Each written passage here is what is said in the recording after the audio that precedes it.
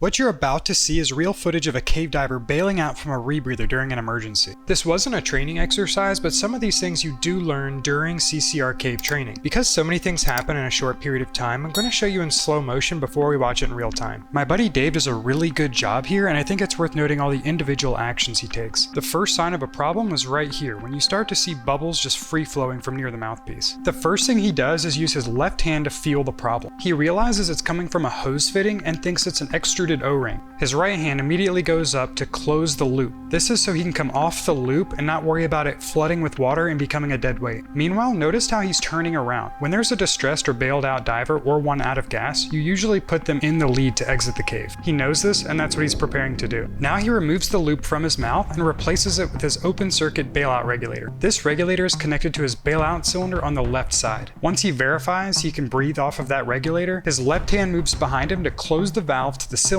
connected to the leaky hose to stop the bubbles.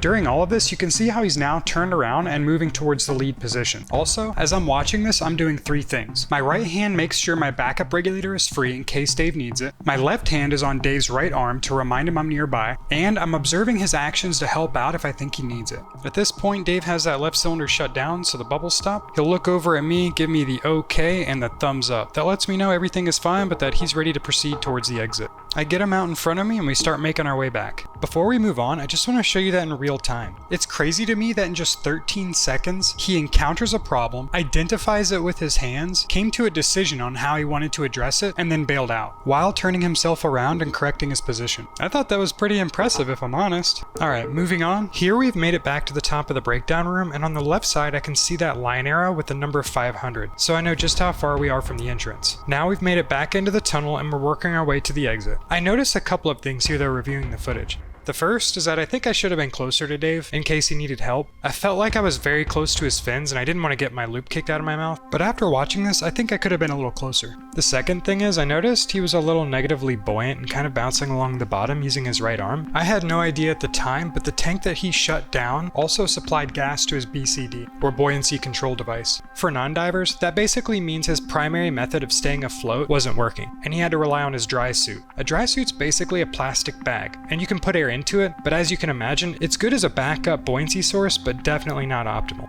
Also, since he's breathing off the left cylinder and that's becoming lighter, he's gonna tilt right side heavy a little more. Alright, as we continue on towards the exit, there are only two things I can think of to do. One is keep my backup regulator on my long hose handy in case I think he needs it, and two is to keep monitoring his breathing rate, just to know if he's comfortable or if I think he might panic. His breathing rate also gives me an approximate idea of how long that tank will last before he needs to switch to the other one, and while he's perfectly capable of doing that on his own, I just want to make sure I'm close by at that time in case he needs help. At this point, we're making our way back to the cavern zone, and since we don't have to make any decompression stops, we can go ahead and surface. And if you want to see the dive up to that point where he bailed out, check out my short section for the cave diving tunnel. All in all, Dave made it look pretty easy, and I actually enjoyed this swim back. Comment and let me know what you think.